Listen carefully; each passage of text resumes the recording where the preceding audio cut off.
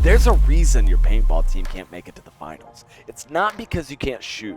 It's because when the point gets hard, when you're tired, under pressure, and things get chaotic, your thinking shuts off. You stop reading the field, you stop setting anything up, and you just react. In this episode, Saabir Berrian breaks down how to fix that. He's a strong gunfighter and a self-proclaimed trap artist, and he shows you how to practice under pressure, set traps that force mistakes, and play with confidence that gets in the other team's head. If you've ever felt your game fall apart late in the point, this is the missing piece. This is the game plan, the show where we talk to players from every division to figure out what actually gives them an edge on the paintball field. Real experience that you can apply the next time you step into a point. But before we jump in, make sure you like and subscribe. And if you want more paintball breakdowns and exclusive interviews just like this one, head over to pbnetwork.tv and join the PBN Pit Crew. That's the best way to support what we're building here, and it allows us to give back to the divisional paintball community through high-level training opportunities. All right, let's get into it. Saabir, it's awesome to have you on the show, man. I appreciate you doing this. This is gonna be a fun one. But I like to start with everybody's origin story. Like, how'd you get into paintball? What's your story? Tell us all about it. Origin stories just like everybody else. I had a teammate on my basketball team. It was his birthday. He was like, "Oh, let's go play paintball." You know, obviously I was like, I'm not about to go get shot. But then obviously I got split. And my dad actually had a really old spider. I can't remember the make and model, but it was one of the electrical spiders they used to use in the older days. Oh yeah. So, and I always looked at it in the garage. I was like, I want to shoot that thing. Mm-hmm.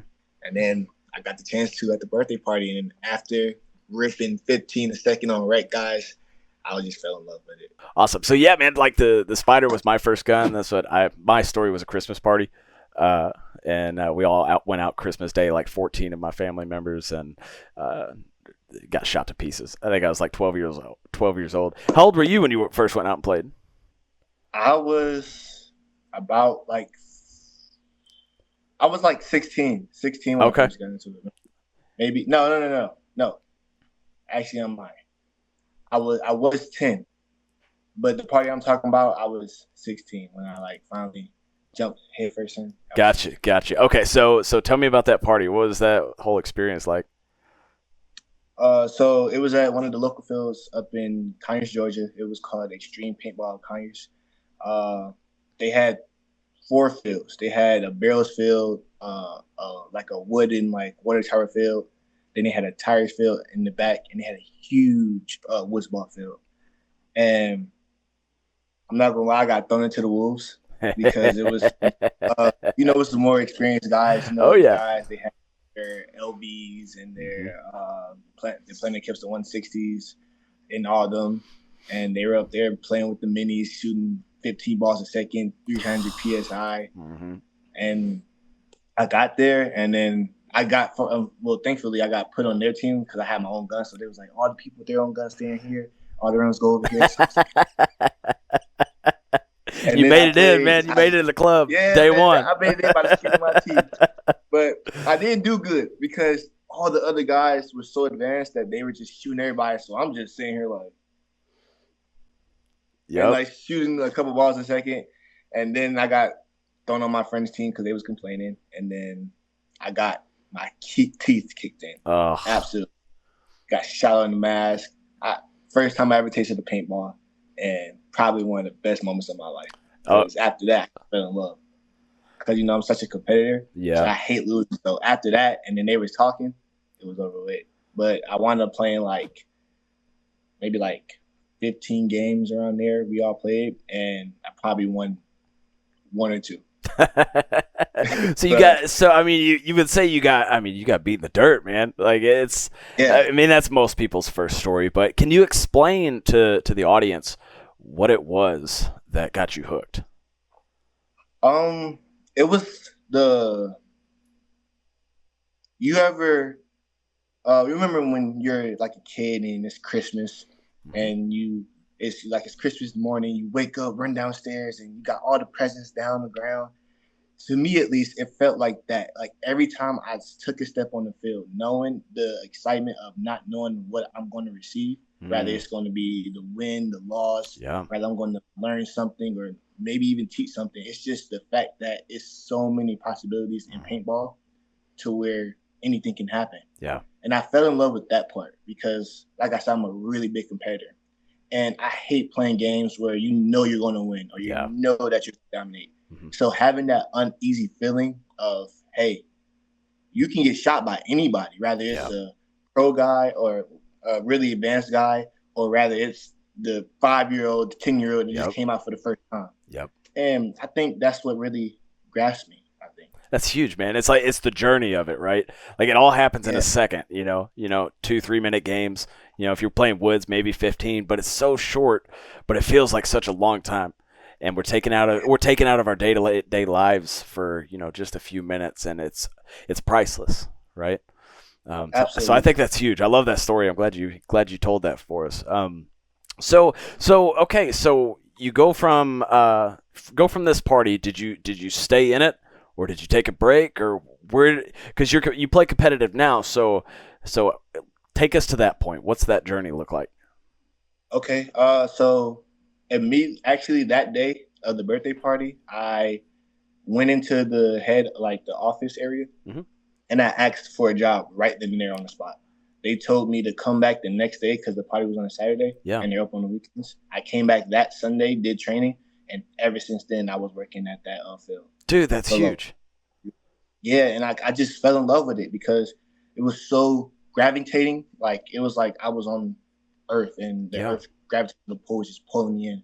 And it was so hard. It had such a big grasp on me, but it was a positive grasp. Oh yeah. And then as you're working the field, you get those tournament players that come in, the D4 guys, the D5 guys, these D6 guys, they coming in talking about, oh, well, we just had a tournament here. We just had a tournament there. And I've always watched, like, when I first got into it, I was a big fan of Iron Man. Like, those are my dudes. Yeah. Iron Man Dynasty, the beginning of it. And hearing that, I just always wanted to have my own team. I wanted to play. I wanted to go against whoever said they were the best. And so what I did was, it was some guys that came up to the field. Their name were Bino, Jeff, Emmanuel, and Rich Boy. Those are the main top dogs at the field. Yeah. And I just got my teeth kicked in by them as much as I possibly could until I started kicking their teeth in. And unfortunately, I didn't kick their teeth in. But I got pretty close. I won a couple games here and there. Yeah. And and then one day I asked Bino. I said, "Hey, Bino, I want to make a team out of Extreme." And he was like, "All right. I mean, I'll coach y'all, but y'all have to put the work in." So unfortunately, things didn't work out there. But then I started playing more and more, and Bino actually told me about Bear Ridge and Pickens, Georgia. Yeah. And it was a far drive. I was still a kid. I was like, I'm not going there. So then fast forward a little bit. I made this dude named DJ. He used to go up to Bear Ridge all the time. He was like, dude, come out. You're going to love it. So me with my little Rod CZR, LTR hopper, I don't even think I had like a Ninja tank or anything. It was still like the 50 cubic inch like flat back tanks. Oh yeah. Wolf had that. That was my setup, and I was like, all right, forget it. So we wound up going up to Bear Ridge, and I absolutely loved it. I met Josh, his wife, Kristen. I met Tony, Melissa, and all those guys up there, and I fell in love with it. They took me in like I was an adopted kid, basically. Oh, that's awesome. They taught me so many things, and that's when I hopped on ODB, Old Dirty Bears, with Shaggy Evan, Jonathan Freeman, and all those guys. And I actually had Blaine from Jungle Cats. He was the coach for that team, actually. No kidding. So, yeah.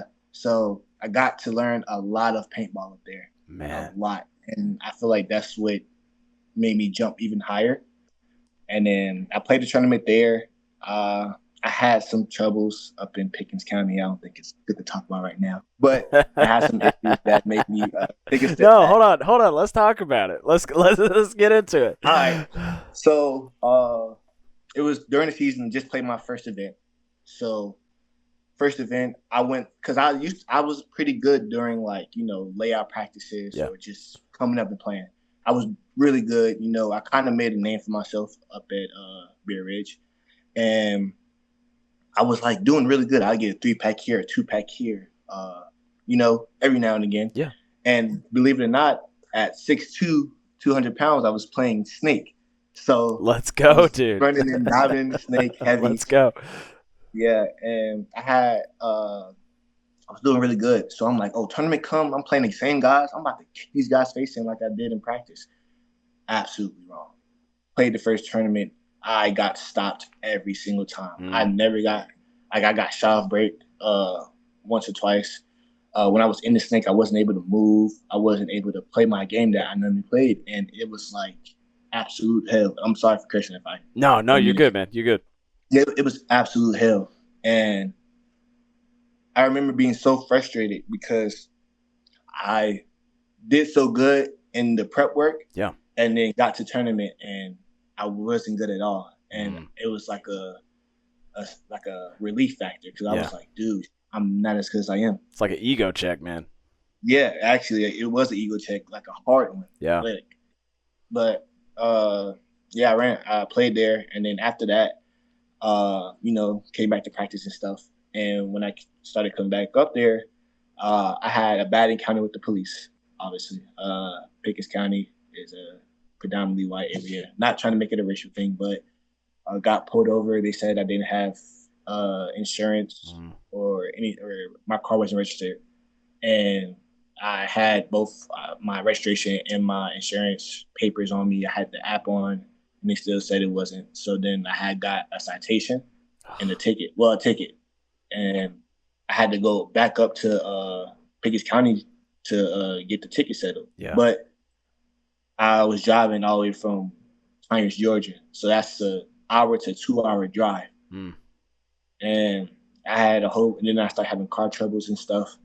So it was like I was taking it as a sign that I need to take a step back, reevaluate. So that obviously made me step back, and I missed the rest of the season.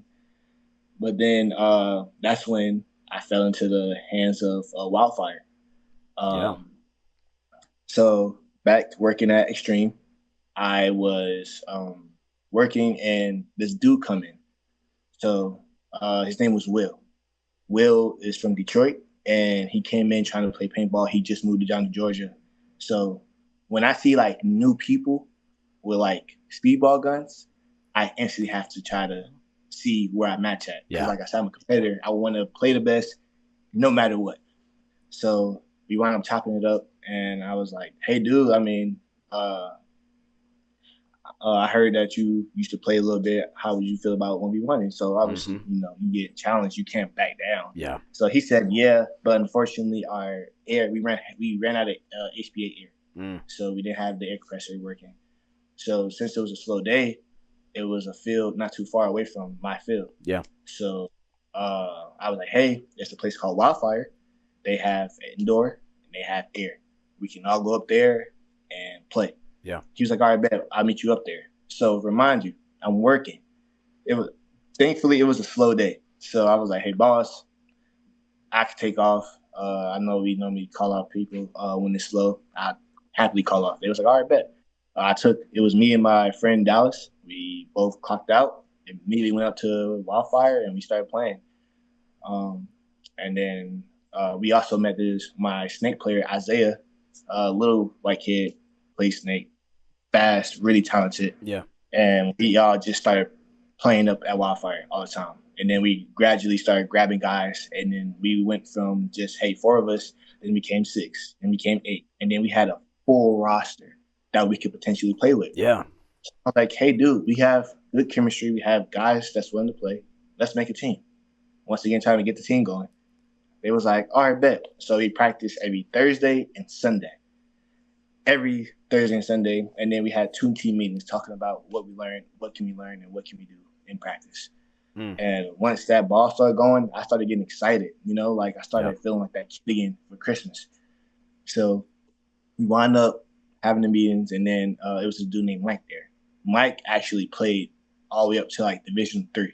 Okay. Like he's a baller. Yeah. So Mike saw us being consistent, and then us just joking. It was like, hey, Mike, be our coach. And then he was like, I don't know, man. I don't think y'all really about that life. And then we was like, dude, you see us up here every Yeah, Thursday in the yeah. last like month or two. We're ready to rock. So he was like, all right, we have because Wi-Fi has two locations. They have an indoor and an outdoor. All right, so he was like, hey, January 19th, come to the outdoor because they have a speedball field there. He was like, come to the outdoor. We have our first practice there. See how it goes. And ever since January 19th, from there to now, we've been rocking and rolling. We've been practicing every weekend. We've been out there from 9, 10 a.m. till 6, 7, 8 p.m. Man, And that's that's dedication, bro. yeah, man. Yeah. If you want more paintball content, head over to pbnetwork.tv. There's a ton of free content waiting for you. But if you really want to get the most out of it, you should consider joining the PBN Pit Crew. Pit Crew members get early access to new releases, pro clinics, and especially layout reviews. And that matters because only Pit Crew members get those breakdowns before practice weekend. That's prep. That's advantage. That's showing up ready while everyone else is still guessing. pbnetwork.tv. Go check it out. Yeah. So I gotta ask you a couple questions. We gotta back up here. First of all, did you win the one-on-one? Yes, I did win. Let's go. Let's go. That's what I wanted to know.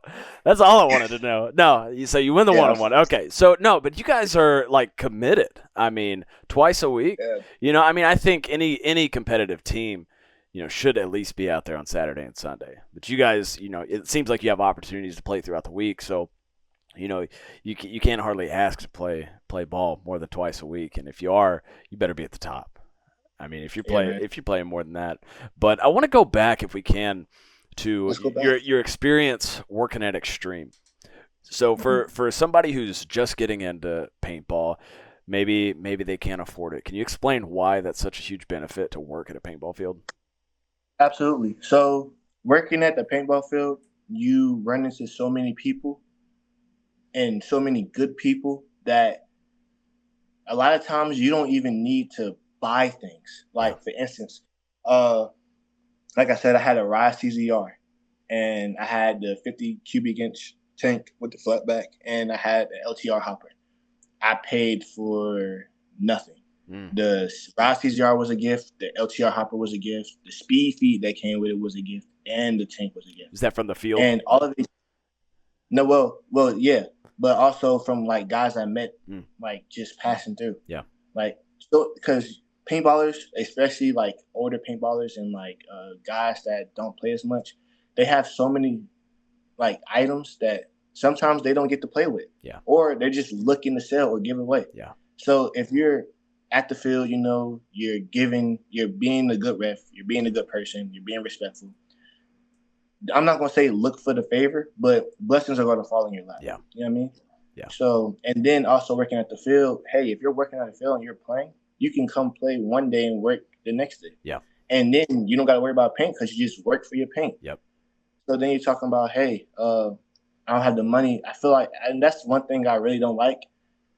Can paintball be expensive? Yes. But it can also not be expensive. Yeah. Because there's always ways and variations to get what you need. Yeah. Like, for instance, when I was really playing heavy at Extreme, I'll come in and work one weekend. That will pay off a box of paint. And then sometimes I might get tips. So then that tip money goes into paint. Yeah. So then I'm playing basically for free. Yeah. And then I didn't mind working like that because it was something that I was in love with doing. Yeah. So you can't beat that. No, not at all. And I think too, like if you really want to get into the paintball, like some guys are like, yeah, I'd like to do that, but do I really want to? No. Do I want to work for it? No. But if you really want to, there's opportunities there. Like the opportunity is right in front of you. You know, work a few extra hours at your other job. You know, I mean, if you have the opportunity now, you could say, well, I've got a wife, I got kids, I got this, I got that. But, you know, still, if your priority is to play paintball, go into it understanding that you're going to spend some money, you know, and you would say it's more expensive than some of these other sports out there. Golf is a huge example. I mean, how much you drop on a set of golf clubs, you know, a couple G's. Or even the golf ball. Yeah, dude. You know, $50 for a 12-pack of golf balls. I mean, what is that? That's a box of paint. Yeah, that's exactly right. So the opportunity's there for anybody who wants to get into the sport. So, okay, so you're working at Extreme, and then you go to Old Dirty Bears, and then you're back with Wildfire.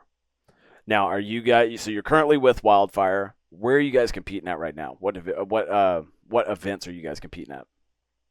So we were big into the C3XL right now because once Okay. again we are a new team Yeah. and we're Division 6. The C3XL obviously has the 6, 5, and 4. Okay. It's a 3-man base throughout all divisions. Okay. So the D5, D4, and D6 are all 3-man, and I loved it. It was a really good opening tournament. You know what I mean? It was a Mm-hmm. really good place to get your feet wet if Yeah. you are a new player. Yeah. Or even if you're an older player and you know you got your points taken back and you're trying to get back into it, it's a really good way to get back into the sport. So C3XL, where's that based out of? That is in the Carolinas, so North and South Carolina. Okay. I've seen that. I've seen their events pop up here and there. But I didn't know it's just 3-man. I thought it was 5-man too. Now it was only 3-man. Now they did do a 5-man event. It was the C5, and Gotcha. I'm really hoping that they make it again, or they have like Yeah. a D5, like a 5-man season. Yeah. I feel like that would generate even more and bring even more guys out there than what's already being out there. Oh, for sure, for sure. So, all right, Saabir, I ask every guest who comes on the show, what is something that they find that gives them an edge when they step on the field? What is your skill set? What's a mindset? Something you have that you could share with the community that would give them an edge when they go into practice this weekend or go into their next event? Okay. My thing is just be confident. Be confident and don't hold back. Yeah. I feel like a lot of times in practice, guys hold back because, oh, that's my teammate, that's my friend. I mean, in all honesty, at the end of the day, or at least for me, I'm trying to make it pro. So you can ask some of the guys I even play with. Before the event, I'll cuss at them, or I'll be like, "Hey, yo, you suck," or I'll try to get in their heads mentally. Yeah. Because I mean, sometimes like guys do that on the field. Yeah. And also, I don't want to get shot because if I get shot, that means I lost, Mm-hmm. and I hate losing. Yep. I'll admit I am a slow loser. Yeah. But it's not like to where I'm completely sour to my team. It's just a self thing. But yeah, man, just be confident and don't be all buddy buddy. You know what I mean? After the point, when masks come up, Coldfield's going, hey, how you doing? I love you, all this and third. But when them masks down, I don't like you at all. Yeah. And I feel like if you have that mindset, it's going to cause you to play freer. Yeah. Because I feel like a lot of guys get stuck in, I don't want to make this move because I don't want to get shot. Oh, I'm scared. Oh, he's shooting at me. Oh, I don't want to. Dude, put your gun up, throw some paint down the field, and play ball. Yeah. So what are some ways that you think you can actually implement that? Can we get specific? Like give me an example of a scenario you've been in. Okay. Like a scenario for practice or like a scenario where I have to lock in? Yeah, I mean either one. I mean, you pick your poison. Okay. So me, when I was in ODB, I wasn't a gunfighter. I was obviously snake, so I was setting traps there. I would wait for people to run through my lanes and stuff. But now I feel like I'm a mix of both a gunfighter and a trap artist. Because on one way how to work on that is I like doing snap drills, but I'm not gonna say hate, but I really dislike it when people think of snap drills, they think, oh, I'm gonna put a cone here and snap out 25 times. Yeah. That's good for form, but in game scenarios, you having someone shoot at you. It's totally different. You know Totally different. Yeah. You gotta contort your body in a different way because guys are shooting high, low, around. They're trying to get the drop shot. So you're not just going to sit there and shoot that constant shot. You're not. Yeah. And whoever tells you that you are, they're absolutely wrong and they don't know paintball. Yeah. So when we practice Wildfire, we like to do one-on-one snap drills all the time. And obviously you get a bunker within like a couple feet or whatever, and you snap. Yeah. And you kind of like round robin it. And you get like 3 lives or whatever. So you go until you get shot 3 times or even once. And then you get off the field. And then if you're a winner, you run until you're either out of paint, out of air, or you get shot. Yeah. And I feel like that's a really good drill because it teaches you to not be predictable. And I feel like a lot of people say don't be predictable and make it seem like, oh, it's just so easy. Yeah. That's actually harder than you expect. Yeah. Because when you're tired, fatigued, doing this and all that, that's really tiring. Yeah. And the first thing that goes when you're tired is your mind. Yep. So I feel like doing that helps you strengthen your mind because it teaches you how not to be predictable. Yeah. Because by default, you go to your stronger side. But if your mind is going and you're like, okay, I snapped out here a couple times and he's shooting this consistently, he's probably going to think that I'm gonna pop out on the left side. So let me go over the top, or let me take a crouch and come out from the bottom angle. Yeah. Like, you got to mix it up. And I feel like the more you think about it there, the better you're going to get at setting those shots. Because if I peek my head here, you got my gun on the left side, peeking wide on the right side. He see my head here, but he sees my gun here. Now he has to make a hard decision. All right, I see two things that could possibly he could come out. And then once you get that understanding of, all right, he's actually lost, then you can start setting up them traps. All right, I'm going to put my gun here, but right when I come here, I'm going to come over the top. Or I'm going to have my gun on the left side and poke right just to see if he shoots. And if he shoots right, I'm going to quick come out on the left side and shoot that inside. It's a lot of things like that. And that also translates to the game to where if I'm in Dorito. As a matter of fact, I ref World Cup. And I'm going to give you a perfect example. I forget the team name, but it was a guy in the snake side. His home player, I'm pretty sure, called out snake one. And then he called that the snake one had popped to the wire. The snake guy was shooting to Dorito side. He heard that snake wire call, and he immediately came over the top and shot that guy. Wow. But that only came because the home player, I'm pretty sure, or the D side player, pushed him and forced him into that spot. Yeah. To where he didn't have no other choice but to get that shot. Wow. And they played it so perfectly that it was a perfect trap. It was a perfect pinch and play. And that's what I love. And I feel like once you get your own trapping going, then you can start setting traps with your team. And once you get those two components going, I feel like it's really hard to beat anyone. Yeah. Yeah. I mean, you're saying this and it sounds so perfect, but to somebody who's new to the game, it sounds so far away and so hard to grasp that concept. You know what I'm saying? I'm not saying like you explained it perfectly. But how do you think somebody can learn that without just jumping into it and doing it? Because to me, what it sounds like is being sharp under pressure. Yes. Gaining those skills under pressure. You can do forms all day long. You can do snap drills all day long. But unless the paint is coming back at you or the clock is running down, does it really sink in? Is it really the same? Hey, quick pause, because if you're watching this and thinking, I wish I could talk paintball like this all the time, you can't. Inside the PBN Discord, we go way deeper than YouTube comments ever could. We break down paintball, talk strategy, play games, and honestly, just hang out with people who love the sport. And the best part is, every time we have a guest on the show, you get to ask them questions directly. It's a legit community, not noise, not ego, just paintball people getting better together. If that sounds like your kind of place, we'll see you in the Discord. I got another drill for you, too. Okay. So we do it at Wildfire a lot. And I know I do it a lot, as much as I can. So basically what happened is we have a scenario to where, like, someone's gun is down. Yeah. Sometimes I play without my gun just so that I can, like, fully immerse in the role of, hey, I'm out of luck and I need to focus on relaying to my team. A lot of things that I'll do is, so we'll have it to where, like, it'd be 2-on-2, one person don't have a gun.